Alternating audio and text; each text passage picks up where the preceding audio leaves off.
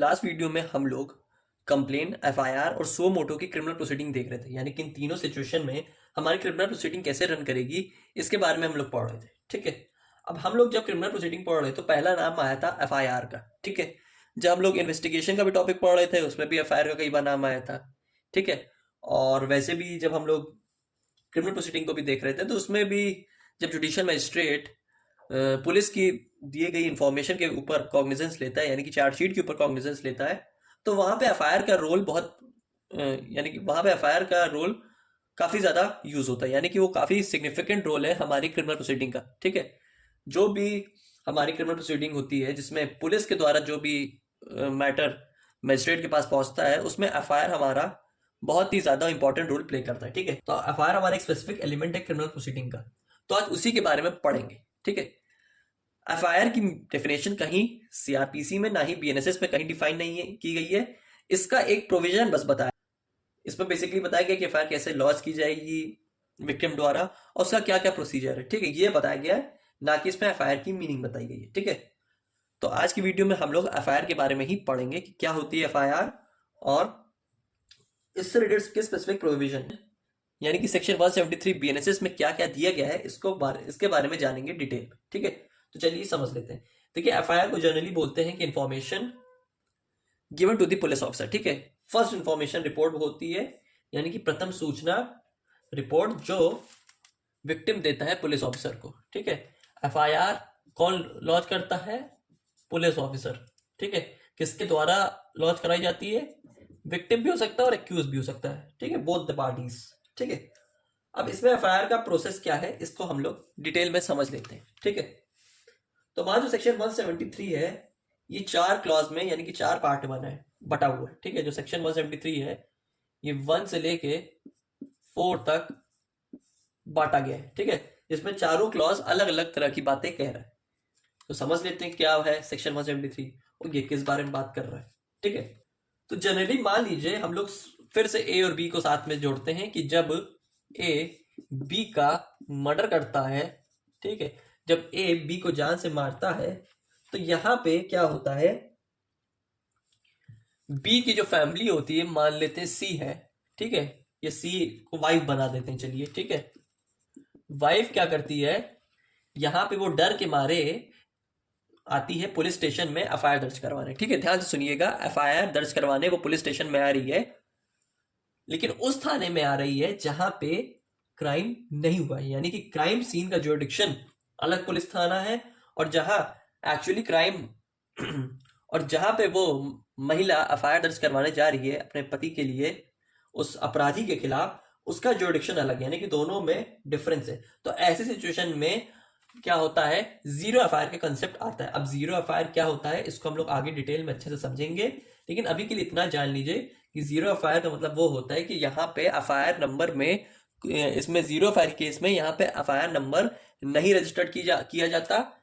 इसको basically zero करके जो और किस मामले का केस है, यानी कि कौन से साल का केस है, वो आगे यहाँ पे लिख दिया जाता है, यानी कि ईयर लिख दिया जाता है और /0 लिख दिया जाता है आगे।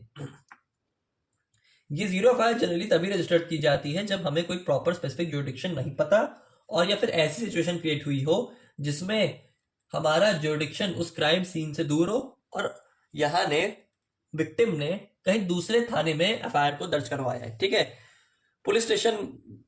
दूसरे पुलिस स्टेशन में एफआईआर दर्ज की गई है और क्राइम जहां हुआ है उसका नियरेस्ट पुलिस स्टेशन कुछ और है। तो ऐसी सिचुएशन में पुलिस वाला क्या करता है कि जिस थाने में वाइफ आई है पुलिस एफआईआर रजिस्टर करवाने, जैसे मर्डर हुआ है पुलिस स्टेशन 1 में और वाइफ आई है पुलिस स्टेशन 2 में। ठीक है, तो पुलिस स्टेशन यहाँ पे जीरो एफआईआर को रजिस्टर कर लेती है और फिर वही जीरो एफआईआर PS1 में ट्रांसफर हो जाती है। ठीक है, तो ये इसका जीरो एफआईआर का प्रोसेस रहता है कि जब कभी भी ऐसी सिचुएशन में एफआईआर दर्ज करवानी है जिसमें हमारे पास, जहां पे हम नियरेस्ट पुलिस स्टेशन से दूर है, या कहने का मतलब वो हमारे जुरिडिक्शन से दूर है, या फिर हम कॉमनली किसी भी पुलिस थाने में एफआईआर दर्ज करवाना चाहते हैं, तो ऐसी सिचुएशन में पुलिस वाला जीरो एफआईआर हमारी दर्ज कर देता है और उसके बाद जीरो एफआईआर चली जाती है स्पेसिफिक नियरेस्ट पुलिस स्टेशन में जहां पे वो क्राइम सीन अकर हुआ है। ठीक है, तो यहाँ पे जीरो एफआईआर को ट्रांसफर कर दिया जाता है। ठीक है, फिर यहाँ पे जो 0/2025 का जो ये जीरो एफआईआर रहता है, ये फिर बन जाता है, मान लीजिए 1 या फिर कोई 2 3 ऐसे करके नाम करके स्लैश 2025 आगे या कुछ जिस ईयर का अपराध है वो लिख दिया जाता है, और नीचे फिर स्पेसिफिक सेक्शन लिख दिया जाता है कि कौन सा ऑफेंस इसमें ऐड हुआ है। ठीक है, तो जीरो एफआईआर फिर नॉर्मल एफआईआर में इसी तरीके से कन्वर्ट हो जाती है। ठीक है, इसके बारे में हमारा सेक्शन 173 का क्लॉज 1 बात कर रहा है। तो सेक्शन 173 का क्लॉज 1 है, ये जीरो एफआईआर के बारे में बात कर रहा है, और इसके अंदर 2 सब पॉइंट दिए हैं, पॉइंट 1 और पॉइंट 2। ठीक है, पॉइंट 1 बात कर रहा है कि अगर ऑफेंस हुआ है कॉग्निजेबल। देखिए पहली बात तो इसको जान लीजिए कि इन्फॉर्मेशन इन कॉग्निजेबल ऑफेंसेस, जो कॉग्निजेबल ऑफेंसेस होते हैं यानी कि जो सीरियस अपराध होते हैं, हीनियस क्राइम होते हैं, उसी में पुलिस वाला एफआईआर दर्ज करता है, क्योंकि पुलिस वाला भी जानता है कि हमें उसी मामले को लेना है जिसमें सच में कुछ दिख रहा है, जिसमें कुछ अपराध जैसा लग रहा है, जिसमें नेचर ऑफ क्राइम प्रेजेंट किया जा रहा है कि सच में इसमें कुछ स्पेसिफिक अपराध हुआ है किसी के साथ। ठीक है, तो कॉग्निजेबल ऑफेंस में जब ऑफेंस रिकॉर्ड किया जाता है as a information police station में, तो यहाँ पे 3 तरीके से इंफॉर्मेशन को रिकॉर्ड किया जाता है। ठीक है, जो एफआईआर में इंफॉर्मेशन रिकॉर्ड किया जाता है, ठीक है, यहाँ पे वो 3 तरीके से होता है। एक होता है हमारा ओरली में, मौखिक रूप में, एक होता है लिखित तरीके से राइटिंग में, और तीसरा होता है इलेक्ट्रॉनिक कम्युनिकेशन में, यानी कि स्पेसिफिक एफआईआर को रिकॉर्ड करके जो हमारा राइटिंग में बाद में इसको कन्वर्ट कर दिया जाता है। और ये भी ओरल वाला भी फॉर्मेट, इसको भी इन रिटन में, इन राइटिंग में लिखा जाता है, क्योंकि आपको पता है कि एफआईआर जो होती है वो हमेशा लिखित रूप में ही होती है, उसको लिखा जाता है, उसका एक प्रॉपर फॉर्मेट होता है। वो मैं कभी आपको बाद में बता दूंगा कि क्या उसका फॉर्मेट होता है एफआईआर में। तो एफआईआर को उसी तरीके से लिखा जाता है उसमें। तो सारी चीजें, अगर कोई इन्फॉर्मेशन हमारे पास ओरल फॉर्मेट से आई है, राइटिंग में आई है या इलेक्ट्रॉनिक कम्युनिकेशन के थ्रू आई है, वो सारी हमारी राइटिंग में कन्वर्ट हो जाती है। फिर उसके बाद एफआईआर में सिग्नेचर हो जाता है विक्टिम का और स्पेसिफिक एसएचओ ऑफिसर का, जो वहां पे एफआईआर को लॉन्च कर रहा है। ठीक है, कि जो इलेक्ट्रॉनिक कम्युनिकेशन से एफआईआर को रिकॉर्ड किया गया है, यानी कि स्टेटमेंट रिकॉर्ड किए गए हैं, वो 3 दिन के अंदर साइन हो जाने चाहिए। ठीक है, यानी कि जो पर्सन एफआईआर लिखवाने आया है, यानी कि वाइफ यहाँ पे एफआईआर लिखवाने आई है इलेक्ट्रॉनिक कम्युनिकेशन के मेथड से, तो उसको 3 दिन में जाके लिखवा दो। यानी कि आपने व्हाट्सएप के थ्रू या फिर इलेक्ट्रॉनिक मीडिया के थ्रू आपने एफआईआर ये लिखवा दिया, एफआईआर लिख दीजिए हमारी, फिर उसको हम उसके लिए वाइफ को पुलिस थाने में आना होगा 3 दिन के अंदर, और वहां पे सिग्नेचर करके जाना होगा। ये इसका स्पेसिफिक प्रोविजन है 173 के क्लॉज 1 के सब क्लॉज 2nd पॉइंट में। ठीक है, ये यहाँ पे इसके बारे में बात कर रहे हैं। ठीक है, इसके आगे यहाँ पे प्रोवाइजो बता रहा है, इसके आगे प्रोवाइजो में बता रहा है कि जो वुमेन के अगेंस्ट ऑफेंसेस होते हैं, यानी कि जो सेक्सुअल ऑफेंसेस होते हैं, यानी कि रेप के मैटर्स, ठीक है, जो वुमेन अगेंस्ट ऑफेंसेस होंगे, यानी कि रेप के जो मैटर्स होंगे, इसमें कौन रिकॉर्ड करेगा? वुमेन पुलिस ऑफिसर उसकी एफआईआर को यहाँ पे उसके इंफॉर्मेशन को रिकॉर्ड करेगा। ठीक है, वुमेन पुलिस ऑफिसर होंगी, वो यहाँ पे सेक्सुअल मैटर्स के केसेस में जिसमें वुमेन आती है लिखवाने, तो ऐसे सिचुएशन में, ऐसी कंडीशन में वुमेन पुलिस ऑफिसर असाइन किया जाएगा और वो यहाँ पे एफआईआर को लॉन्च करेगा।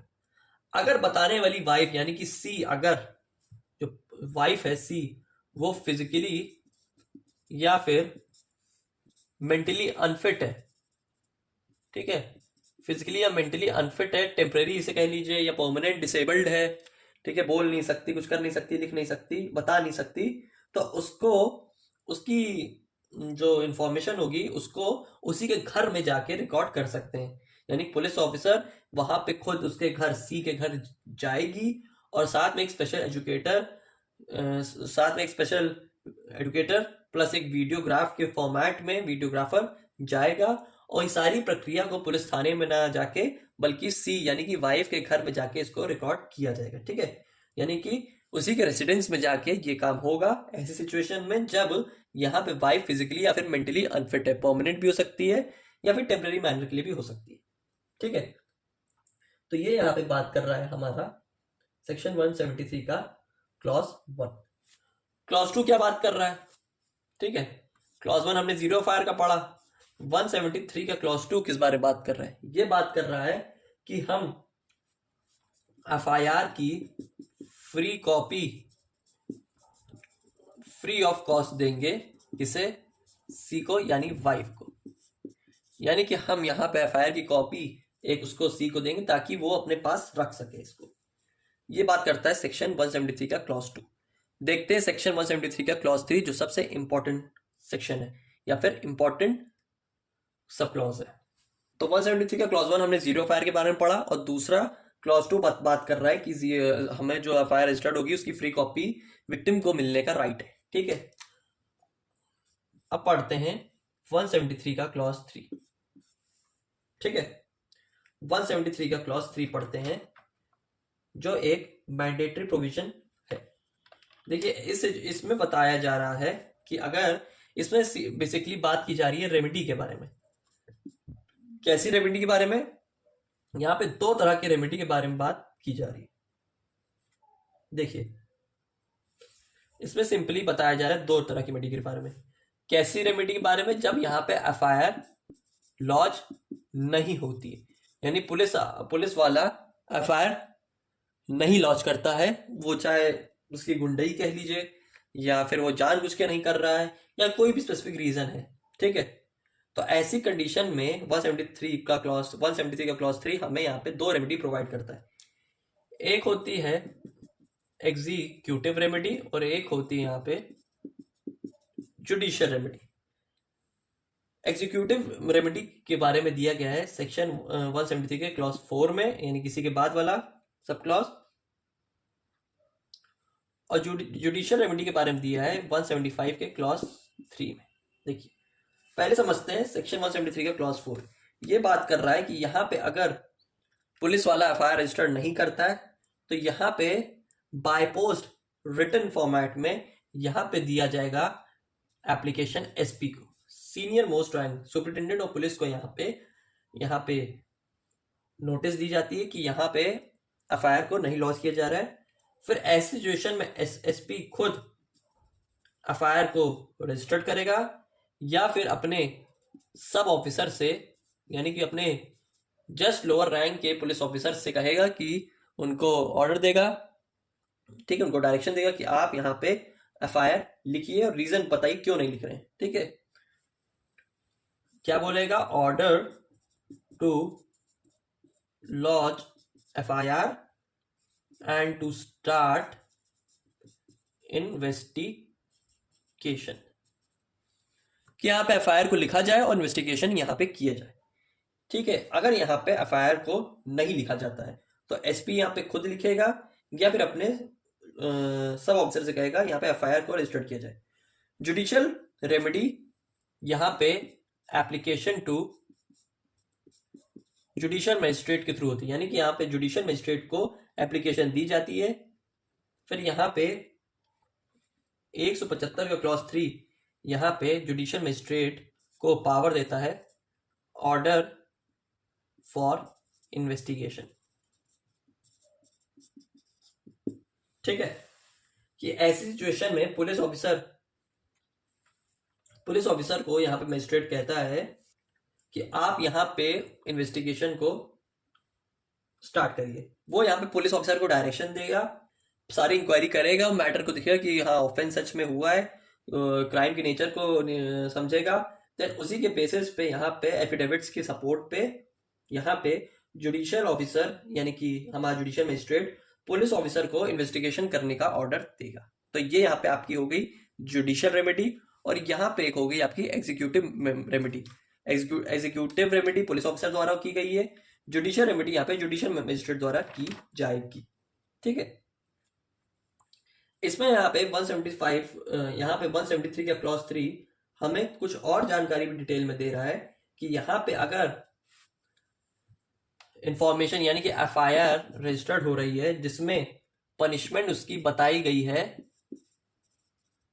3 से 7 साल के बीच, जो ऑफेंस किया है ए ने उसकी सजा 3 से 7 साल के अंदर है, ना तो 3 साल से कम है ना तो 7 साल के से ज्यादा है, यानी कि इसी दो टाइम पीरियड के अंदर है। ठीक है, यानी कि 3 साल से उसने अगर ज्यादा का ऑफेंस किया है जो 7 साल के अंदर आ रहा है, ऐसी सिचुएशन में वो सीनियर ऑफिसर को लगता है कि यहाँ पे पुलिस ऑफिसर को लगता है कि यहाँ पे केस में कुछ दम है, इसमें सच में कुछ ऑफेंस जैसा लग रहा है, तो यहाँ पे वो सीनियर ऑफिसर यानी कि अपने जस्ट सुपीरियर रैंक के ऑफिसर की परमिशन लेगा।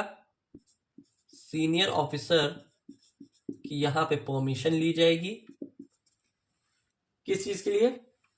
टू कंडक्ट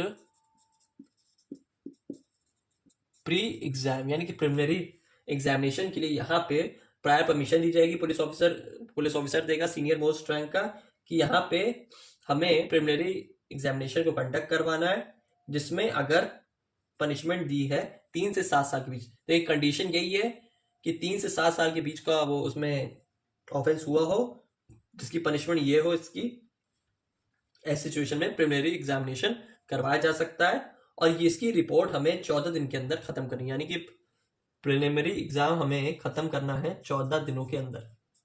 ठीक है, 14 दिनों के अंदर हमें उसका एग्जामिनेशन को कंप्लीट करना है एंड देन हमें रिपोर्ट को सबमिट करनी है। लेकिन इसकी सिचुएशन तभी होगी कि जब यहाँ पे केस में कुछ दम है, तभी ये सिचुएशन क्रिएट होगी। ठीक है, तो यहाँ पे मैंने आपको 173 का क्लॉज 1 बताया कि जीरो फायर के केस में क्या सिचुएशन क्रिएट होगी। देन उसके बाद मैंने बताया कि अगर सेक्सुअल ऑफेंस से रिलेटेड मामला है तो उसमें वुमेन पुलिस ऑफिसर एफआईआर को रजिस्टर करेगी। दूसरी बात, तीसरी बात, एफआईआर जो लिख रहा है उसकी एक free copy free of cost देगी पुलिस अथॉरिटी विक्टिम को। ये हो गई आपकी तीसरी बात। चौथी बात यहाँ पे बताई जा रही है कि यहाँ पे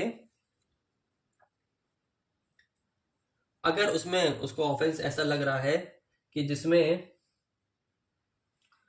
ऐसी सिचुएशन क्रिएट की गई है कि जिसमें लग रहा है कि यहाँ पे